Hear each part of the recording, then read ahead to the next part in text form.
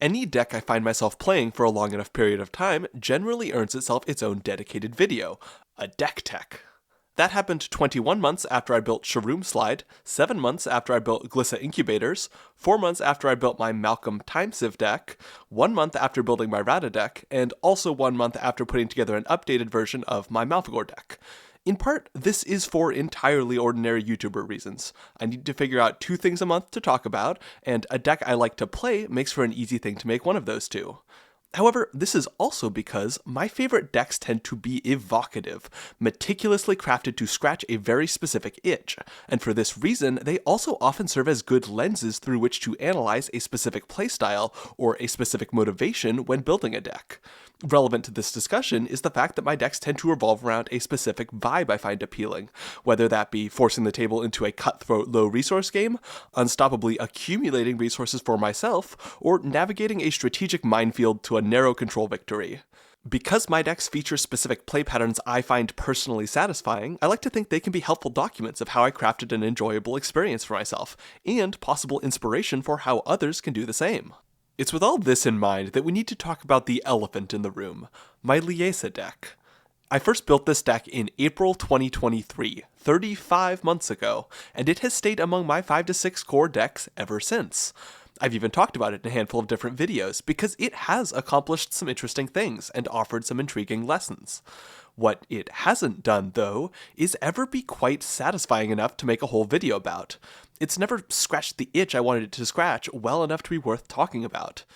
This is kind of funny to me because I've known precisely what itch I wanted to scratch basically the whole time. I wanted to make my opponents think about their life total a lot. I said precisely this in a Discord message I sent to a friend in June of 2023, and I also laid out this thought process in a video about Aggro in October of that year. An aggressive game plan can mean the ability to knock opponents out of the game early, but even before that happens, the first 20 to 30 damage dealt to an opponent already influences the way they play the game. It makes them play more conservatively, attack less confidently, and feel a lot less confident about the life pay tools that are such a common feature in Commander. And relevantly here, a low life total especially does that if I can keep around a creature that drains opponents whenever they cast spells. So I was already in a great starting position, with my command zone being a command tax dodger who drains anybody who casts spells. So how exactly did I manage to fail at adequately scratching this itch for multiple years? Well, it's been a complex road of confused intentions and muddied goals, with multiple rounds of heavy reworks, and even a commander swap followed by a later swap back along the way. The place this deck has ended up is a pretty satisfying one, but there have been more than enough mistakes and lessons along the way. Something I should address before going much further is that this deck has ended up being a departure from my usual tight budget I keep myself to when deck building. Whereas this deck began at the budget of most of my other decks, in the $50 to $150 range, recent iterations of this deck would cost between $300 and $400 to buy new. A big part of the reason for this is the long evolution this deck took. It gradually became clear that extra budget was going to go a long way, and I had plenty of spare cards lying around that could be gradually sold off to help fund upgrades. And how I went about that process was using CardSphere, the lovely folks at which kindly agreed to sponsor this video when I asked. CardSphere is a peer-to-peer card trading website where sellers initiate sales rather than buyers. On the buying end, this can mean some great deals on cards if you don't need them immediately. Just put in how much you're willing to pay, and after that, a seller willing to sell it to you for that price can initiate a sale and send it to you. More importantly, I found the process of selling cards much easier than other options. Rather than getting 60% of market price on a buy list or needing to fry my brain keeping up with multiple auctions on a more general selling platform, I can just log into CardSphere, accept any offers I find high enough on cards I own, spend 15 minutes throwing a few envelopes in the mail, and then be done with things. Most of my sales have been for between 80 and 90% of market price, but I've gotten even more than that in some cases. Follow my link in the description to get started, and thanks to CardSphere for supporting the channel. Okay, with that endpoint in mind, let's talk about some of the pivots this deck took along the way, and why all but one of them failed at the task of scratching the itch I was trying to scratch. To start with, there were some issues with the original deck, but the basic idea of what I was going for was a simple one. The phrase Hate Bear typically refers to a 2 or 3 mana creature with an attached effect that slows down opponents in some way or other, typically imposing attacks, setting a rule about how the game can be played, or preventing a specific type of effect. In 60-card formats, hate bears are a relatively common sight, particularly in the game's older formats. Death and Taxes is a type of legacy deck specifically built around this sort of creature, and Vintage usually has at least a couple decks centered around hate bears such as Archon of Emeria or 2-mana Lavinia. This is because these creatures have an appealing profile. They keep your opponent's plans in check, and their average size means they can reliably whittle down a 20 health opponent if you're able to slow the pace of the game a bit, which their attached stacks effects already do. Cool. How about an EDH though? Hate bears are still useful for their effects, but the 2/2 or 3/3 body typically isn't nearly as helpful. This is where the command zone comes into play for this particular deck.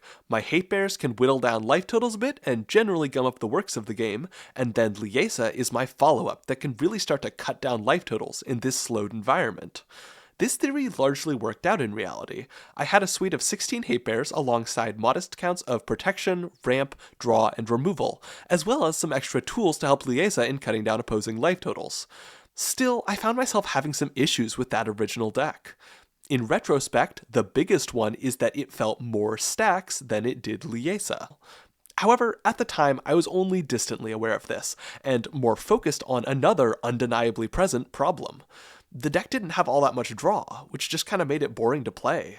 My opponents couldn't do much, but neither could I. So, in early 2024, I did a round of tweaks on the deck to get more value generation in there, and generally to make it more interesting to play. And I added a lot of value generation. 3 more general purpose options, and 5 cards that contain a particular mechanic I wanted to play around with, the Initiative. The Initiative is a mechanic that causes a player to travel through the Undercity, which triggers an effect in a room whenever a player takes the initiative, whenever they start their turn with the initiative, or whenever they take back the initiative from an opponent who stole it by attacking them. It's like Monarch, but needlessly complicated for entirely aesthetic purposes. Anyway, this had some undeniable appeals. In a slow-paced game, any once-per-turn triggers naturally gain a bit of extra relevance. Also, my deck already benefited from running a small handful of defensive cards due to its grindy, life total race winning commander, and these defensive cards also help with keeping the initiative.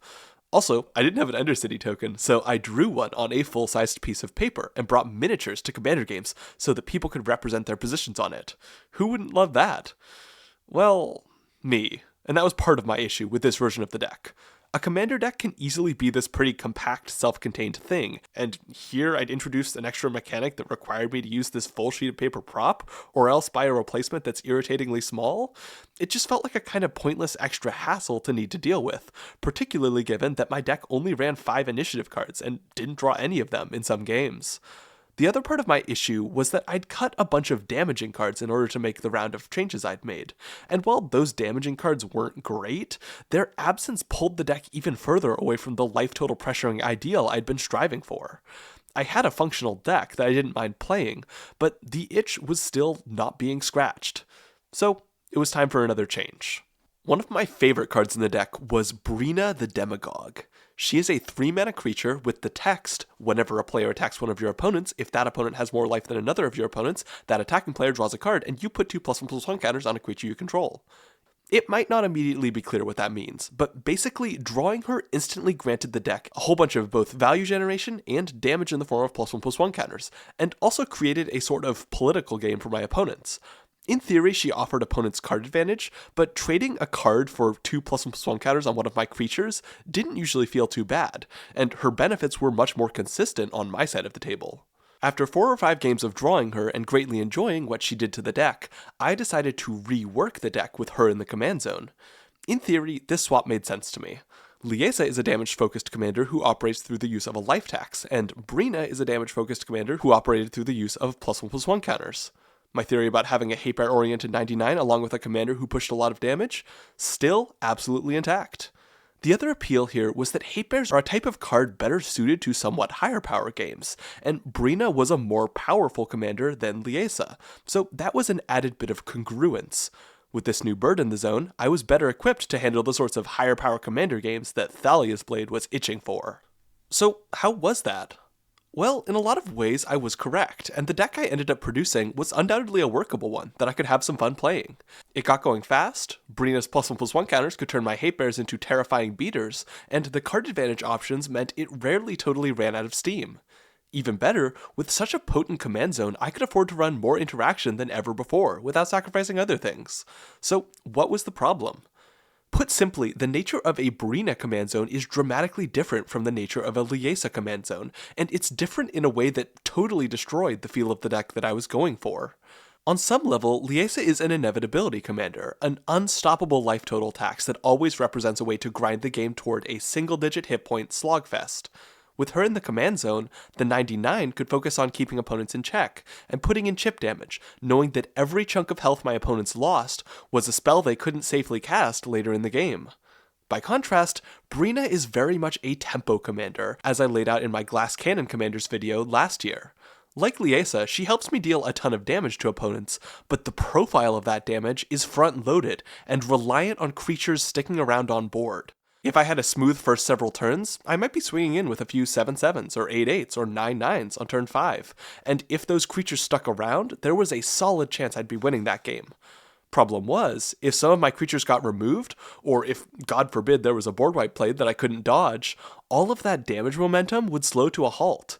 In that case, I'd still have some card advantage from Brina drawing me an extra 1 to 2 cards per turn, but it would take some time for me to redevelop a board that could once again threaten opponents, and whether I could pull that off successfully might come down to a variety of different factors. To be clear, what I'm describing is a very normal type of commander deck. If your deck works like this, that's fine, and I did enjoy some things about playing it.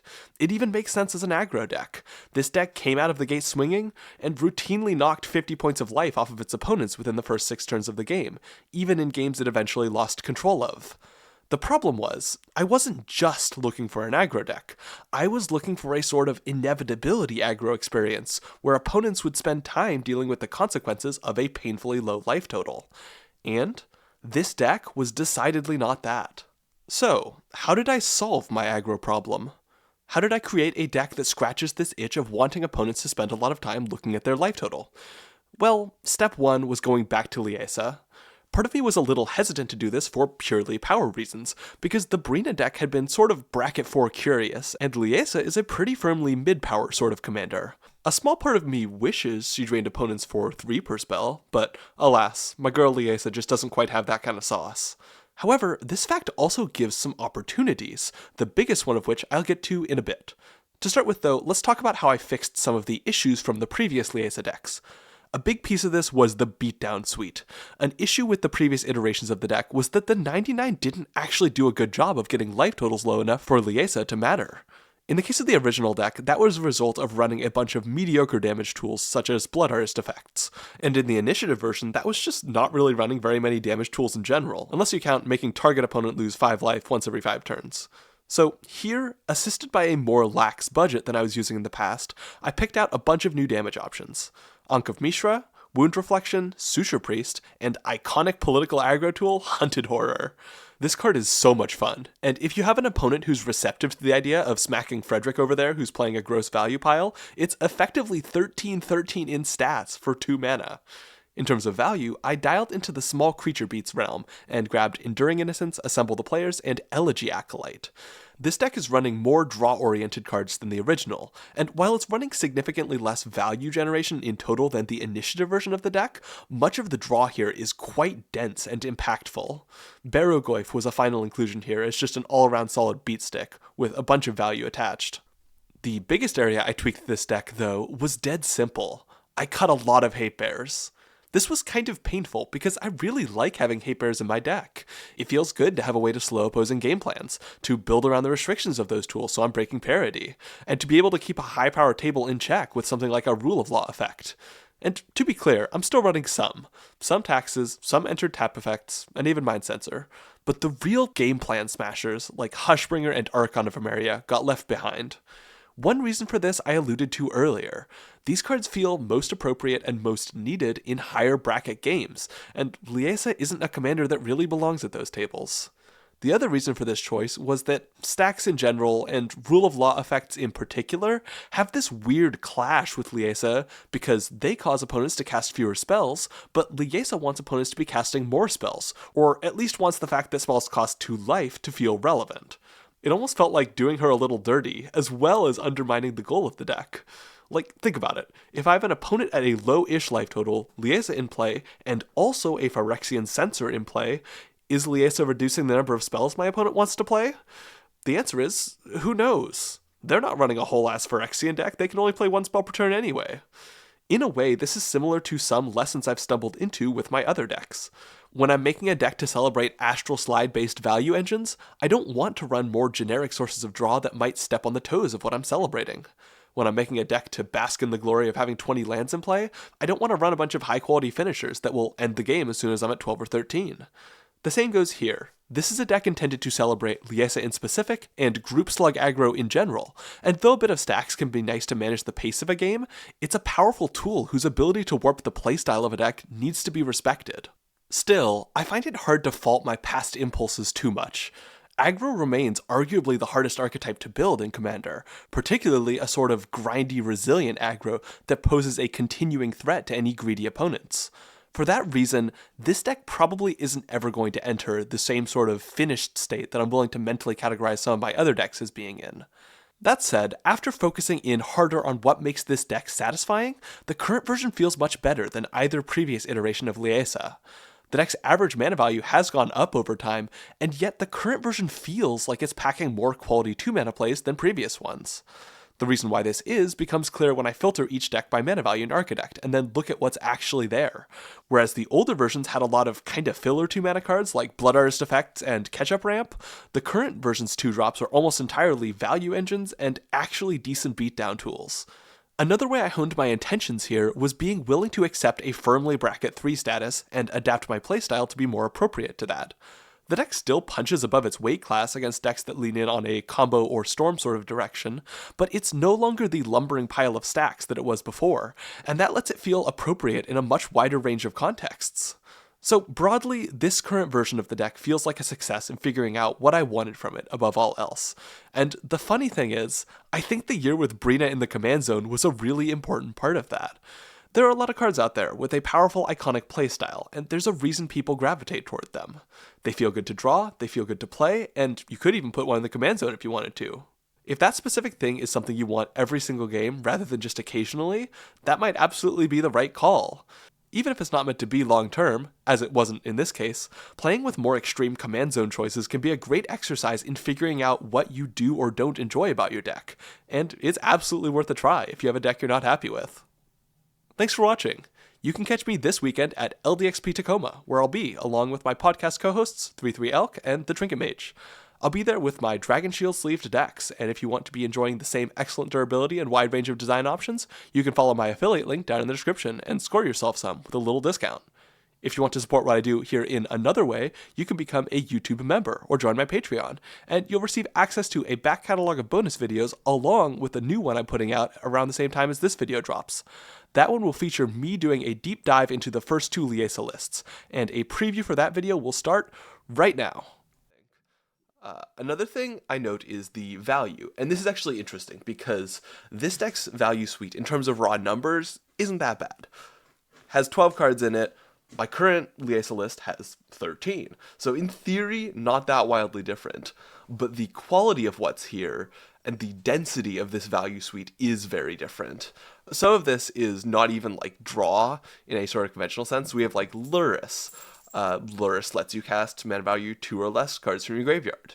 That's okay in this deck, but I think it's kind of definitely weaker than some things. I know I am running the 2 mana Future Sight for small creatures in my current version. I think that feels a lot better than Luris in this sort of list, where you're just kind of running a whole bunch of small creatures. Probably better to be able to grab them from the top of library than it is to be able to grab them from graveyard in most cases. I'm not running a whole lot of like looping style creatures. I'm not running that sort of thing. It's kind of just a lot of guys who are intended to stick on the board for a little while. Sun Titan is also another recursion option here. 6 mana, I think, just ended up being kind of a lot for this effect. Like, I want a card to do more than Sun Titan does in this deck. And then some of these others are just, like, kind of generic ones that I don't really care for anymore. To Cassia's Welcome, I found that there are just better options out there than this. Especially, I think, the one in Duskmourn that turns into... it starts out as a creature, turns into an enchantment. Phyrexian Arena is another one that I've kind of... It's fine. I didn't feel bad about having it. I feel probably better about having something better.